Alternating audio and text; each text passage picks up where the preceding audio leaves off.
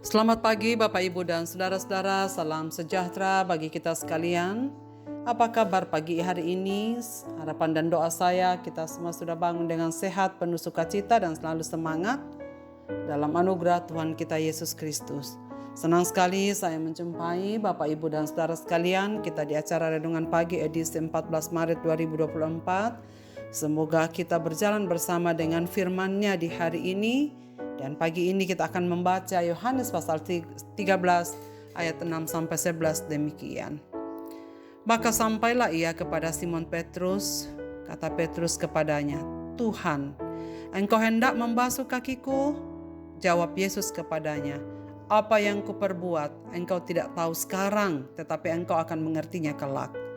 Kata Petrus kepadanya, "Engkau tidak akan membasuh kakiku sampai selama-lamanya." Jawab Yesus, "Jikalau aku tidak membasuh engkau, engkau tidak mendapat bagian dalam aku."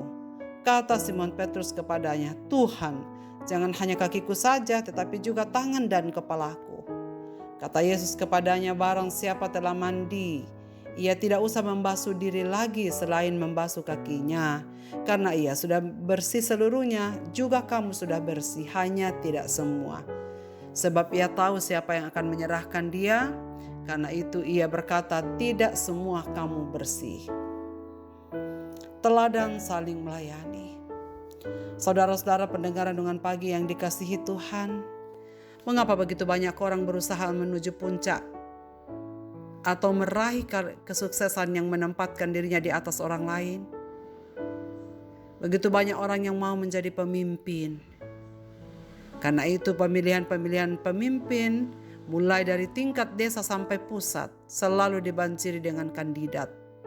Bahkan untuk meraih ambisinya tak jarang orang menggunakan cara-cara yang tidak manusiawi, cara-cara yang tidak relevan dengan iman Kristiani. Misalnya saja dengan menyogok, manipulasi suara, dan lain-lain. Saudara sekalian, pada pagi hari ini kita belajar bagaimana menjadi besar di dalam Tuhan. Tuhan Yesus mengajar para muridnya menjadi lebih besar melalui tindakan pembasuhan kaki yang pada waktu itu lazimnya sudah dilakukan oleh orang-orang yang ada pada zamannya. Tetapi pada zaman Yesus pembasuhan kaki itu selalu dilakukan oleh para budak dengan alasan untuk menghilangkan kotoran di kaki para tamu yang pada zaman itu memakai kasut atau sepatu terbuka.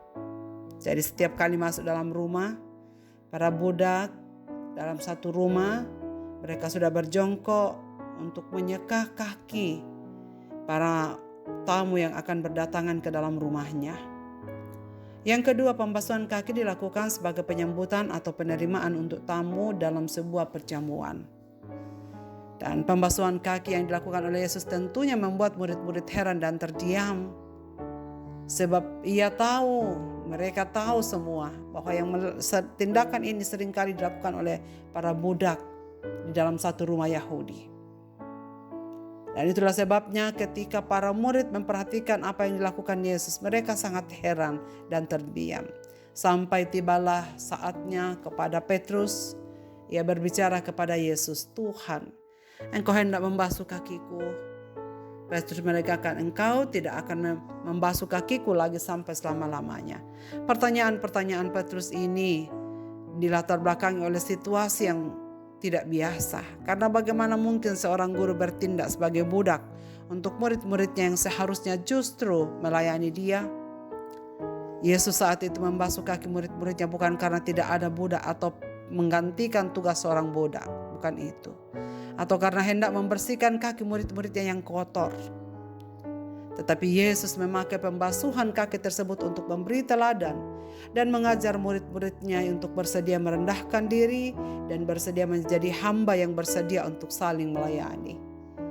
Saudara sekalian, sebagaimana kita telah ketahui bahwa pembasuhan kaki dipakai oleh Yesus sebagai media pengajaran bagi murid-muridnya, maka kita dapat menyimpulkan bahwa tindakan Yesus dalam membasuh kaki murid-muridnya dapat dipahami dari dua sisi. Sisi yang pertama adalah simbol dari pembasuhan dosa melalui darah Kristus di atas kayu salib. Dan yang kedua, teladan untuk merendahkan diri dan rela melayani satu dengan yang lain yang harus dimiliki oleh setiap murid-murid Kristus. Saudara sekalian, dengan demikian kita dapat menyimpulkan bahwa pembasuhan kaki yang dilakukan oleh Yesus pada waktu itu sebenarnya menunjuk kepada karya Kristus di atas salib. Allah yang telah membasuh atau menyucikan dosa orang-orang yang datang kepadanya. Sekalipun demikian, ada juga murid Yesus yaitu Yudas yang tidak kudus dan akhirnya mengkhianati dia.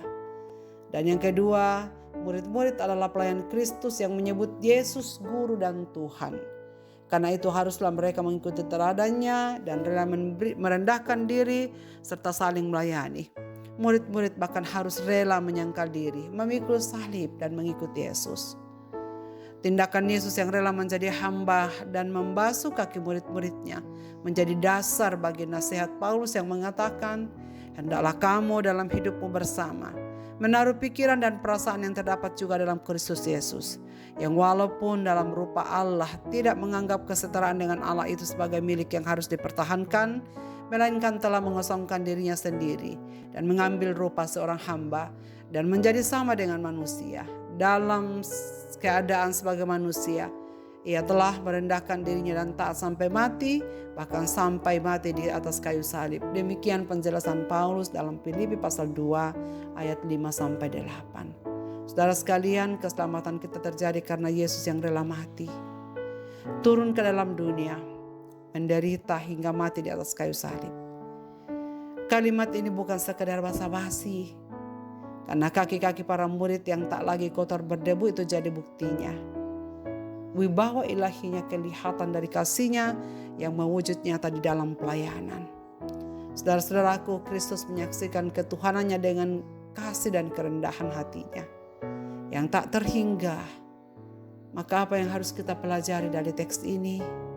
Marilah kita belajar menerima cintanya, belajar untuk menerima kasih setianya, dan belajar mencintai sesama di dalam kerendahan hati. Ia sudah memberi teladan dengan wibawa ilahinya, merendahkan diri, mengambil peran sebagai budak demi keselamatan kita. Maka tidak ada yang lain kita lakukan. Kita tidak boleh sombong, sebab apa yang kita nikmati sekarang adalah buah dari pengorbanan Kristus. Kita hanya dituntut untuk menyerahkan diri untuk Tuhan pakai seturut dengan kehendaknya. Marilah kita berdoa. Bapa di sorga, Bapa di dalam nama Tuhan Yesus Kristus, terima kasih untuk pagi ini kami boleh merenungkan dan mendengarkan firman-Mu lagi. Ya Tuhan, kadang-kadang kami merasa tidak kotor, tidak merasa bahwa kami butuh anugerah pengampunan Tuhan. Kami bersyukur bahwa akhirnya Engkau datang ya Tuhan ke dalam dunia, supaya umat-umat-Mu dibersihkan dari segala dosa-dosa dan kesalahan. Terima kasih banyak Bapak, Engkau mengingatkan kami supaya kami belajar seperti Kristus yang melayani dengan kerendahan hati dan setulus-tulusnya. Tolonglah kami ya Tuhan supaya kami juga memiliki spirit pelayanan seperti ini dimanapun kami mengabdi. Mulai dari keluarga kami masing-masing, dalam masyarakat, di dalam gereja, dalam persekutuan, dan dimanapun Tuhan tempatkan kami. Biarlah semua kerja kami, semua pelayanan kami meniru kepada teladan Kristus yang kami kerjakan dengan tulus hati penuh dengan kerendahan diri. Terima kasih ya Tuhan, biarlah firman-Mu pada pagi ini menjadi kekuatan kami. Hamba-Mu berdoa untuk segenap pendengaran renungan pagi ini dimanapun mereka berada. Bapak berkatilah mereka dalam segala situasi hidup mereka, yang sakit Tuhan sembuhkan, mereka yang berduka Tuhan hiburkan, mereka yang mengalami jalan buntu dan berbagai-bagai persoalan dalam rumah tangga. Berkenanlah Engkau menyatakan kasih setiamu Tuhan. Terima kasih banyak untuk firman-Mu pagi hari ini. Di dalam nama Yesus Kristus kami berdoa. Amin. Selamat beraktivitas Bapak, Ibu, dan Saudaraku. Tuhan Yesus memberkati kita sekalian.